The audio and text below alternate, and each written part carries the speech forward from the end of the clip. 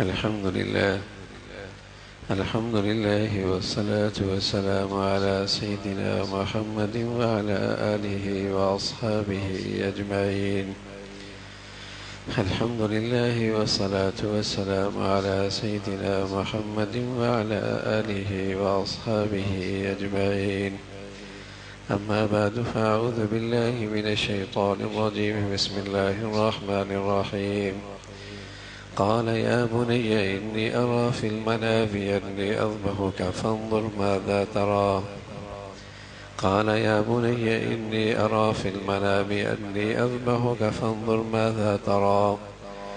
قال يا أبت افعل ما تؤمر ستجدني إن شاء الله من الصابرين. فلما أسلما وتله للجبين وناديناه أن يا إبراهيم قد صدقت الرؤيا إنا كذلك نجزي المحسنين. صدق الله العظيم. اللهم صل على سيدنا محمد النبي الأمي وعلى آله وأصحابه وسلم. اللهم صل على سيدنا محمد النبي الأمي وعلى آله وأصحابه وسلم. میرے معزز مسلمان بزرگوں عزیز بھائیوں، یہ عشرہ ذی الحجہ چل رہا ہے۔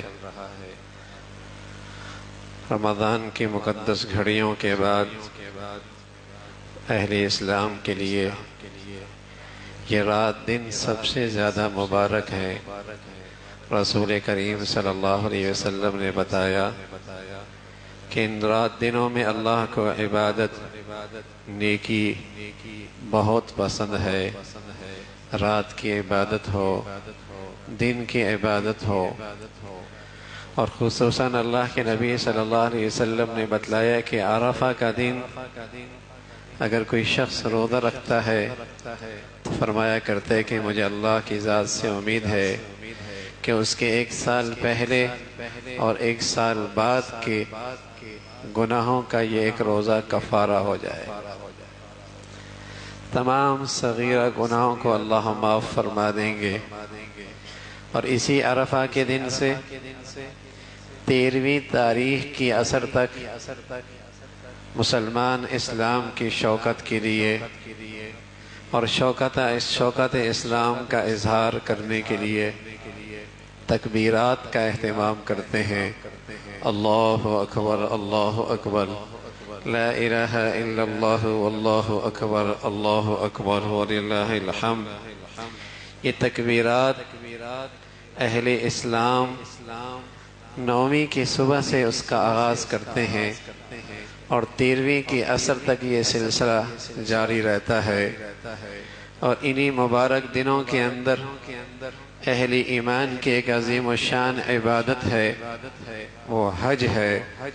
اطراف عالم سے مسلمان آتے ہیں اور فریضہ حج اور حج کی عبادت ادا کرتے ہیں، اور پھر انہی دنوں کے اندر امت مسلمہ، عالم اسلام، حضرت ابراہیم علیہ السلام کے جذبات اور اللہ کے ساتھ جو آپ کی محبت تھی اس کی یاد تازہ کرتی ہوئی ہے قربانی کا عمل اور اس کا اہتمام کرتے ہیں۔ تو یہ عشرہ ذی الحجہ اپنے اندر غیر معمولی فضائل اور برکات رکھتا ہے۔ عشرہ ذی الحجہ عبادات کا مسلمان اہتمام کرتا ہے۔ مسلمان ان دنوں میں حج کرتے ہیں اور ایک عظیم الشان عبادت قربانی ہے، اور اس قربانی کی حقیقت اور اس عمل کا آغاز جس واقعے سے ہے وہ اللہ نے قرآن میں بتایا کہ اس قربانی کا آغاز کیسے ہوا اور اس کی ابتدا کیسے ہوئی۔ حضرت ابراہیم علیہ السلام اللہ کے خلیل ہیں اور انتہائی پیارے ہیں، خواب دیکھتے ہیں۔ قال یا بنی انی ارا فی المنام، بیٹے میں نے خواب دیکھی۔ اور خواب میں یہ دیکھتا ہوں کہ انی اذبحک، میں تجھے ذبح کر رہا ہوں۔ فانظر ماذا ترى، بتاؤ تمہارا کیا خیال ہے۔ انبیاء علیہ السلام پر وحی بھی آیا کرتی ہے، اللہ اپنے خلیل کی طرف وحی بھی بھیج سکتے تھے، لیکن یہ عظیم الشان حکم خواب میں بتلایا اور کہہ رہے کہ بیٹے میں خواب میں دیکھ رہا ہوں تجھے ذبح کر رہا ہوں۔ یہ قربانی ہمیں بہت کچھ سمجھانے کے لیے ہے اور بہت بڑا پیغام اپنے اندر رکھتی ہے۔ یا بنی انی اری فی المنام انی اذبحک فانظر ماذا تری۔ آج دنیا کو اللہ کے احکامات کی تعمیل سمجھ میں نہیں آتی، اس لیے کہ بدقسمتی ہے کہ اللہ ہی سمجھ میں نہیں آتی۔ دل اللہ کی عظمت سے خالی ہو جائیں، اللہ کی معرفت سے محروم ہو جائیں تو پھر اللہ کے حکم کی عظمت کہاں رہتی ہے؟ پھر اللہ کے حکم کی کیا اہمیت رہتی ہے؟ تو کہنے لگے ابراہیم علیہ السلام، بیٹے خواب دیکھ رہا ہوں کہ تجھے ذبح کر رہا ہوں، فانظر ماذا تری، کیا خیال ہے؟ سبحان اللہ، باپ بھی ابراہیم ہے اور صاحبزادی بھی پھر اسماعیل علیہ السلام جیسے۔ باپ کے کیا کہنے، کیا شان ہے، اور بیٹا بھی کم نہیں ہے، اس لیے کہ اسی بیٹے کے صلب سے امام الانبیاء محمد رسول اللہ نے دنیا میں تشریف لانا تھا۔ کہہ رہے بیٹے میں تجھے ذبح کر رہا ہوں۔ بیٹا کہنے لگے فانظر قال یا ابت افعل ما تؤمر، ابا جان جو آپ کو حکم ملا ہے آپ کر ڈالیے۔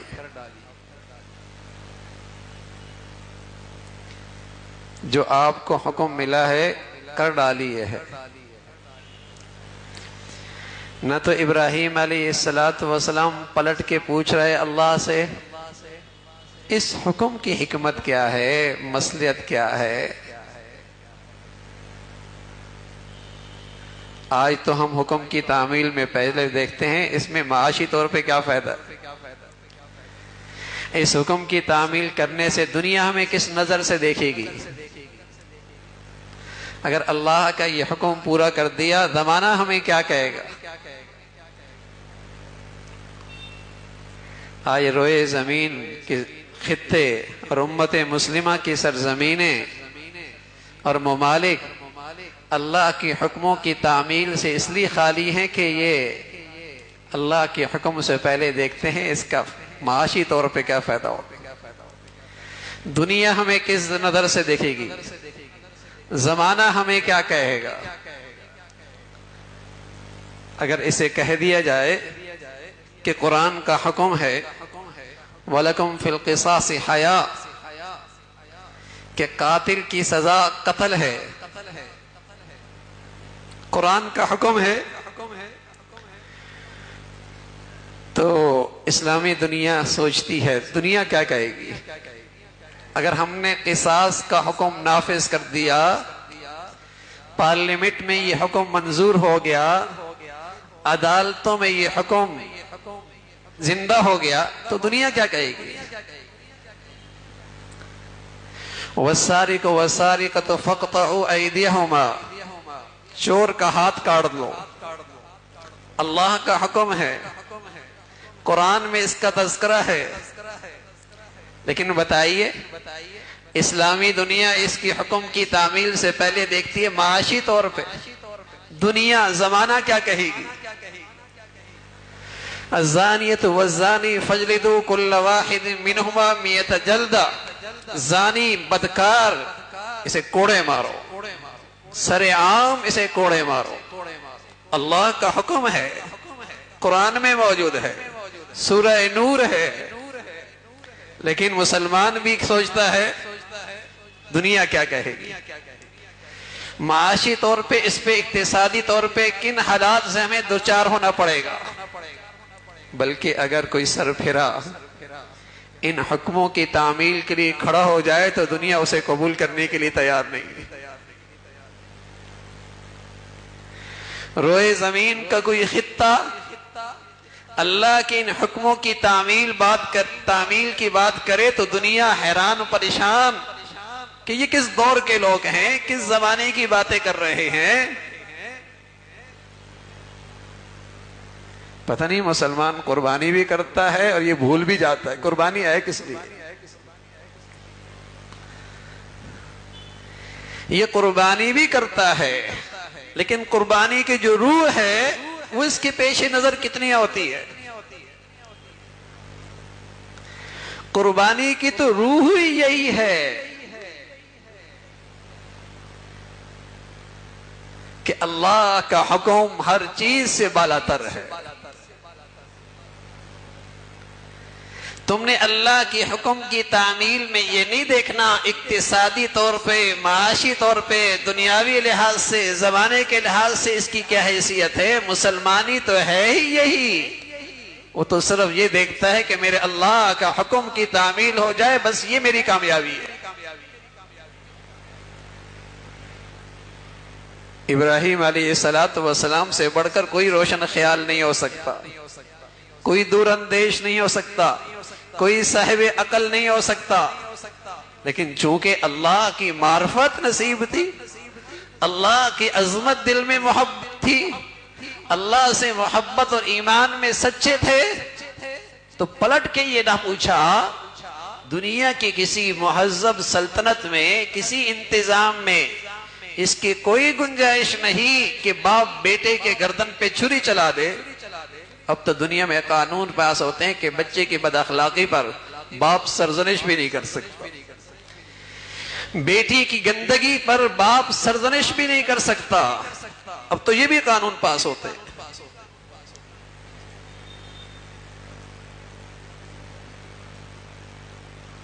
یہاں تو ابراہیم علیہ السلام بیٹے کے گردن پہ چھری چلانے لگے۔ جو ہم قربانی کرتے ہیں نا، بکرے کی، گائے کی، اونٹ کی، اس عمل کی بنیاد یہ واقعہ ہے، اس عبادت کی بنیاد یہ حقیقت ہے۔ قال یا بنی انی ارا فی المنام انی اذبحک فانظر ماذا تری۔ کیا رائے ہے؟ اور رائے اس لیے نہیں پوچھی کہ بچے نے انکار کر دیا تو حکم موقوف کر دیں گے، یہ پیش نظر نہ تھا۔ رائے تو اس لیے پوچھ رہے تھے، دیکھنا چاہ رہے تھے کہ میری تربیت کا اثر کیا ہے، بیٹا کہتا کیا ہے، اس لیے پوچھ رہے تھے۔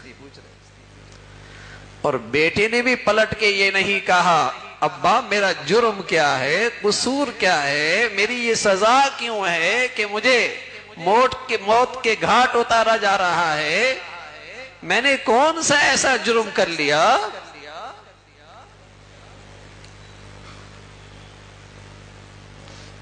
اب تو ایک بڑا سوال آتا ہے، کیوں؟ یہ کیوں نہ ابراہیم علیہ السلام کے پاس تھا اور نہ اسماعیل علیہ السلام کے پاس تھا۔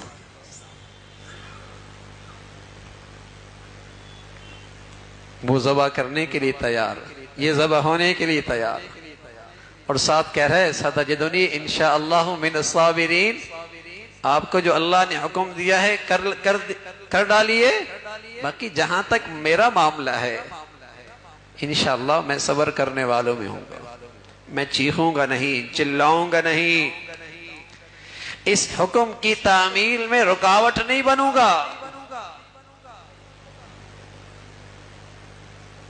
کہنا آسان ہے میرے عزیزو، اپنی گردن پہ چھری چلانا آسان ہے، اولاد کے گردن پہ چھری چلانا اس سے بھی زیادہ مشکل ہے۔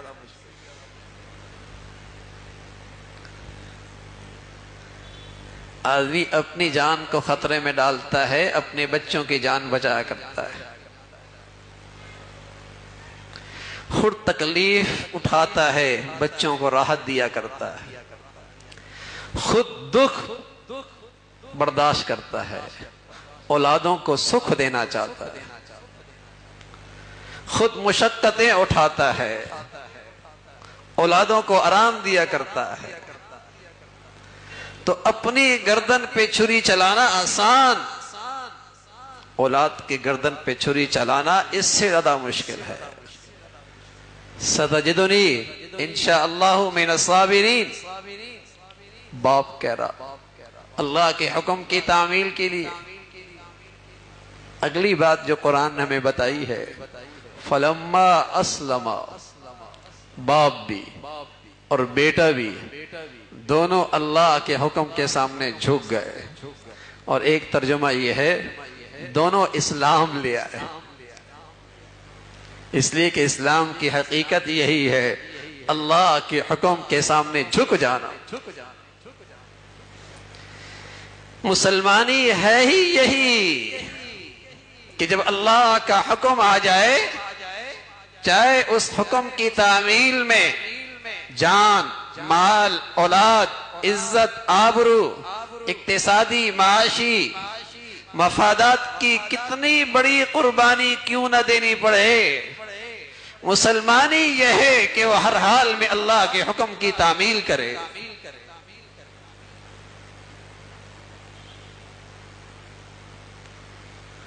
اسلام کی روح مٹ گئی نا، آج اسلام کی روح مٹی چلی جا رہی ہے، اس لیے رسول کریم صلی اللہ علیہ وسلم فرمایا کرتے تھے الدین بدا غریبا وسیعود غریبا،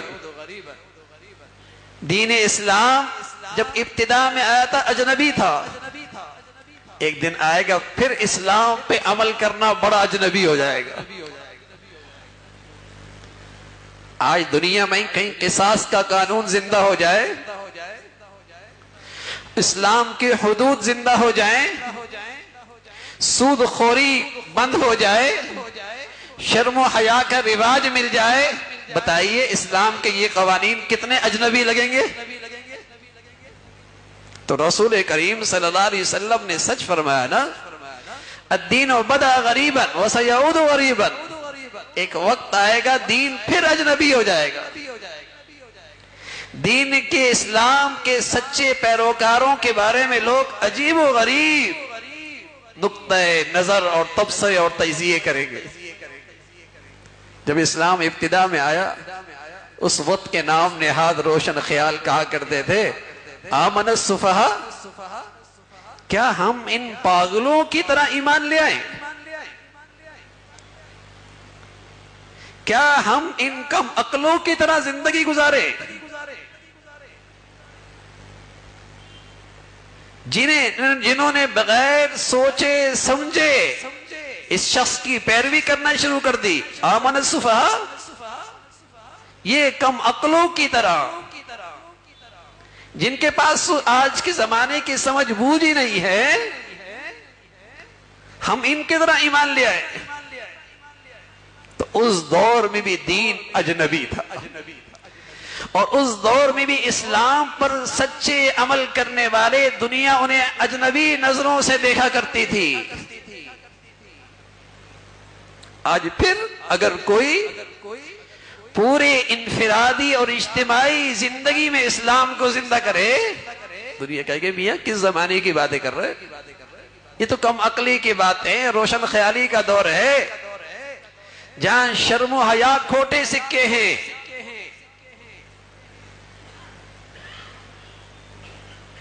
جہاں اسلام کی حدود کی کوئی گنجائش نہیں، روشن خیالی کا دور ہے۔ یا تو باپ بیٹے کچھ نہیں کہہ سکتا، ماں اپنی بیٹی کی غلطی پر سرزنش نہیں کر سکتی، روشن خیالی کا دور ہے۔ کس تاریخ دور کی باتیں کر رہے ہو؟ تو رسول کریم صلی اللہ علیہ وسلم نے سچ فرمایا، جو آنکھیں دیکھ رہی ہیں، کان سن رہے ہیں، الدین بدا غریبا وسیعود غریبا، دین اسلام جب آیا تھا تو دنیا اجنبی نظروں سے دیکھتی تھی، پھر ایک دن آئے گا دین کے پیروکاروں کو دنیا اجنبی نظروں سے دیکھی، کوئی نئی مخلوق آ گئی۔ تو ابراہیم علیہ السلام اپنے بیٹے سے کہہ رہے اللہ کا حکم ہے بیٹا ذبح ہونے کے لیے تیار، ابا ذبح کرنے کے لیے تیار. بتائیے عقل کے کس سانچے میں یہ حکم آ رہا ہے؟ عقل کے کس سانچے پہ یہ حکم پورا اتر رہا ہے؟ عقل میں آ رہی، کوئی مصلحت سمجھ میں آ رہی، کوئی حکمت سمجھ میں آ رہی، کوئی اس کا فائدہ نفع؟ نہ بیٹے نے پلٹ کے پوچھا، نہ باپ نے کہا اللہ سے. دونوں کی شان کیا ہے؟ فلما اسلما، دونوں نے سر جھکا لیا. یہ ہے مسلمانی، یہ ہے میرے عزیزو قربانی کی روح، یہ ہے قربانی کا فلسفہ، اس کا سبق. فلسفہ تو یہ ہے، اور آج اس فلسفے کے بالکل خلاف دنیا کہتی ہے نادان قسم کی معاشی نقصان ہو جائے، کروڑوں کھربوں روپے خون کے نالیوں میں چلا جائے گا، مٹی ہو جائے گا. اس سے اچھے خاصے اقتصادی معاشی پروجیکٹ لگائے جا سکتے تھے، غربت ختم کی جا سکتی تھی. یہ وہ مخلوق ہے جو جانتی نہیں کہ قربانی کی روح کیا ہے. اللہ نے اسے کس روح کے ساتھ قرآن میں ذکر فرمایا ہے، کس حقیقت کا سبق دیا جا رہا ہے، قربانی کا فلسفہ کیا ہے. فلما اسلما، دونوں نے اللہ کے حکم کے سامنے سر جھکا لیا. قربانی تو ہوتی وہی ہے، قربانی قربان سے ہے، قربانی سے مقصود اللہ کا قرب ہے. مالی نفع، معاشی فائدہ، زمانہ، دنیا، یہ تو پیش نظر اس قربانی میں ہے ہی نہیں. لن ينال الله لحومها ولا دماؤها ولكن يناله التقوى منكم. وہ تو تمہارے دلوں کے جذبات دیکھتے ہیں، خون تھوڑی وہاں پہنچتا، گوشت کو اسے تھوڑی ضرورت ہے. وہ تو ذات تو یہ دیکھ رہی ہے کہ یہ چھری کس جذبے کے ساتھ تحت چل رہی ہے، کس احساس کو زندہ کیا جا رہا ہے، کس عظیم الشان عبادت کی یاد تازہ کی جا رہی ہے کہ اے اللہ مجھے اپنی اولاد سے محبت ہے، میرا دل کا ٹکڑا ہے، میرا لخت جگر ہے، میری زندگی ہے میری اولاد. انگلی پکڑ کے میرے ساتھ چلنے لگا ہے، اور سالہ سال تیرے سامنے جھولی پھیلائی ہے. 90 کتنے عشروں کے بعد یہ اولاد ملی ہے، اور اس قابل ہوا کہ اس سے دل بہلاؤں، انگلی پکڑ کے ساتھ چلوں. لیکن مولا یہ ساری محبتیں ٹھیک ہے، لیکن تیری حکم کی تو شان کچھ اور ہے. اگر حکم تیرا ہے تو اس پیارے پر بھی آج چھری چلا دے گی، آج اس لاڈلے پر بھی چھری چل جائے گی. فلما اسلما، ابراہیم علیہ السلام کا صاحبزادہ کہنے لگے ابا جان کہیں آپ کا چہرے پہ، آپ کی نظریں میرے چہرے پہ پڑیں، کہیں اللہ کی حکم کی تعمیل میں تاخیر نہ ہو جائے، کہیں پدری شفقت غالب نہ آ جائے. مجھے پیشانی کے بل لیٹنا، پیشانی کا بل لٹانا. قرآن نے اسے خاص طور پہ ذکر فرمایا، وَتَلَّهُ لِلْجَبِينِ، سیدھا نہیں لٹایا، پیشانی کے بل لٹایا. روایت میں آتا ہے بیٹا کہنے لگا ابا جان میرے کپڑے بھی سمیٹ لینا، میں تیار تو ہوں ذبح ہونے کے لیے، لیکن ہو سکتا ہے بے اختیار میری ٹانگیں ہلیں، جسم میں حرکت آئے، خون کی چھینٹیں میرے کپڑوں پہ پڑیں، اور یہ چھینٹیں کپڑوں پہ پڑی میری ماں شاید برداشت نہ کر سکے، میرے کپڑوں کو بھی سمیٹ لینا. وَنَادَيْنَاهُ أَن يَا إِبْرَاهِيمُ قَدْ صَدَّقْتَ الرُّؤْيَا. یہ باپ قربانی کر رہا، یہ بیٹا قربانی دے رہا. اللہ کہہ رہے تم نے یہ خواب سچ کر دکھایا ہے، تم نے اپنی محبت سچ کر دکھائی ہے، اور تم نے اسلام سے وفاداری سچ کر دکھائی ہے، اور تم نے اسلام کی روح زندہ کر دی ہے کہ اللہ کا حکم ہر چیز سے بالاتر ہے. میرے عزیزو، اس قربانی کے موقع پہ جہاں جانور ذبح کرتے ہیں اور مختلف قسم کے اصناف جانوروں کے ذبح ہوتے ہیں، اصل یہ روح زندہ کرنی ہے کہ اے اللہ آپ کا حکم ہر چیز سے والا تر ہے۔